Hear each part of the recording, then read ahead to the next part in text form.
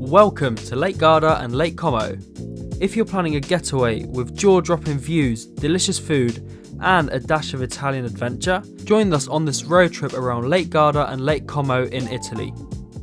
Lake Garda is around 2 hours east from Milan, whereas Lake Como is just about an hour to the north. So we kick things off by flying into Milan and renting a car at the airport. Super easy.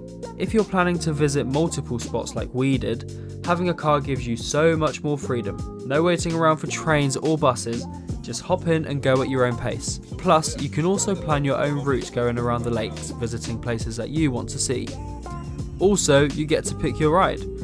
We went for something comfy because, well, Italian roads are fun, but they can also be a bit, let's say, adventurous. Trust me, you'll want something that can handle those windy roads. Okay, so the drive from Milan to Lake Garda is about an hour and a half to 2 hours, and it's honestly just as beautiful as the destination. You'll pass through the Italian countryside, vineyards, little villages, and much more. It's the kind of drive where you want to pull over every 5 minutes and just take it all in.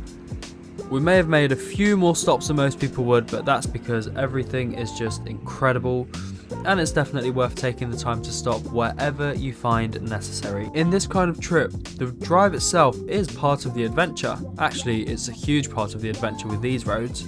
And here we are, Lake Garda. This place is stunning. It's actually the largest lake in Italy, and you can really feel that when you drive around.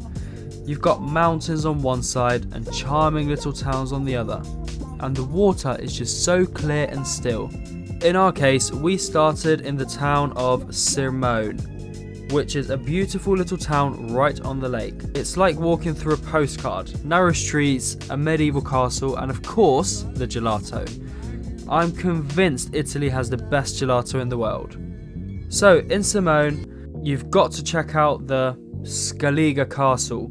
It's literally a castle in the water. I mean, how cool is that? The views from here are insane, especially if you're into history or just love feeling like you're in a movie. We also stumbled into a little market where they were selling local goodies, souvenirs, cheese, you name it. Very traditional. We then carried on onto one of the furthest points on the lake from Milan, which was Limone sul Garda. This is one of the most traditional little old towns on the lake. Honestly, it's a hidden gem. As the name suggests, Limone is famous for its lemon groves. They've been growing lemons here since around the 1700s, and you'll see them everywhere, on the streets, in the shops, even in the food. Actually, there's a museum here showing all of the types of lemons and how they grow. Very interesting, and the views from this museum are incredible. The whole town feels like it's stuck in time, in the best way possible, of course. You've got these narrow streets lined with pastel colour houses, flowers spilling out of every window, and the lake always just a few steps away. Of course, we had to try some of the local lemon themed treats. Limoncello, for example, lemon cake, you name it. Everything is here. And to be completely honest, the temptations are way too many. Everything is delicious. For those of you who love lemons, this place is heaven. One of the best things about Limone sul Garda is just how peaceful it is. Whether you're chilling by the water or strolling along the promenade or taking in the views from the hills above, there's a real calm vibe here. It's a perfect place to slow down, grab a coffee by the lake and enjoy the moment. So upon taking our little stroll through Limone sul Garda, this place is an absolute dream to walk around. Seriously, every corner you turn just looks like a painting. I think it's the combination of the bright colourful houses, the mountains in the background, and of course the sparkling lake right there. The streets here are super narrow and winding, which makes it perfect for just wandering and getting a little lost. You'll also find all of these hidden gems, tiny cafes, boutique shops, and local shops selling everything from hand-painted ceramics to, you guessed it, lemon products. Honestly, there's no rush here. This is the kind of town where you just walk, take your time and enjoy the views. One thing that we really loved about Limone sul Garda is how every shop feels so personal. You can tell a lot of these places are run by locals who have been here for generations, and they take so much pride in what they do. If you're into unique souvenirs, this is the perfect place to do some shopping. So for the purpose of this video, we'll only be showing these two places and the overall driving around Lake Garda. However, in the future there will be a longer video showing more smaller towns around the lake. After soaking up the vibes at Lake Garda, we hit the road again, and this time we head to the north. We head to Lake Como. Lake Como is about a 2-hour drive, but honestly, with these views, time flies. There's something magical about these winding roads throughout the mountains. Oh, and a heads up, the roads really get narrow in some spots. You might find yourself holding your breath as you go around the corner of some of these curves.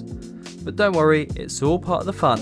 Lake Como is an amazing place to visit, and there's so many small towns just as Lake Garda to go around. Although they both share similar features such as mountains, countryside, lakes, small towns, both of them are completely different, and you can tell that you're in a different place. This place is fabulous for a reason.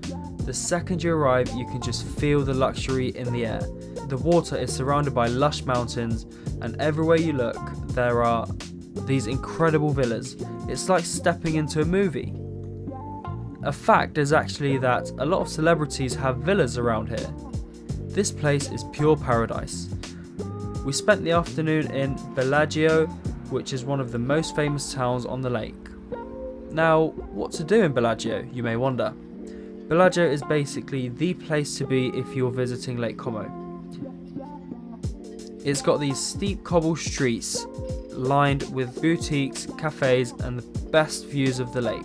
One of the must-sees here is Villa Melzi Gardens, which are perfect if you just want to slow down and take in the scenery. We grabbed a coffee at this lakeside cafe and just soaked it all in. Honestly, this is one of those places where you could just sit for hours, people watch and just appreciate the calm of it all. Now, if you're looking for something a little more attractive, you've got options. We hopped on a boat to get a different view of the lake, and it was well worth it. Seeing the villas from the water is a whole other experience. Or if you're feeling a little more adventurous, there are plenty of hiking trails around the lake. Either way, you can't really go wrong. There's plenty to do here. Another spot to not miss is the town of Lecco. This spot is a bit of a hidden gem on Lake Como's southern side, and it's got an amazing mix of peaceful vibes and jaw-dropping scenery. If you're looking for more of a chilled out spot on the lake, Lecco's the place for that.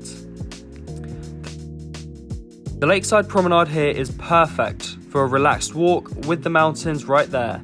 It feels like an alpine escape with Italian flair. Plus, since it's a little more under the radar, you get soaked up with views without the big crowds. And believe me, in the season, the crowds do get very, very busy. The town itself is super charming too. You've got all these colourful buildings, cosy cafes and local shops selling handmade crafts. It's just the kind of place where you want to grab a coffee, find a nice spot by the lake and just chill out, or even have some homemade food, as there's plenty of restaurants serving homemade food. Honestly, Lecco is one of those places that feels like a breath of fresh air. It's a different side of Lake Como, more local, more personal. This place is definitely one to add on your list, even if you're just stopping by. So, from here, our journey continues into St. Moritz in Switzerland. Let us know in the comments below if you like the road trip idea. Stay tuned for our next video, which will be released next Friday, showing our full route from Milan to Lake Garda, to Lake Como and into Switzerland. So far, this has been an amazing experience, and we definitely recommend trying at least once in a lifetime to do a road trip around such beautiful nature. We'll see you next time. Thank you very much for sticking around.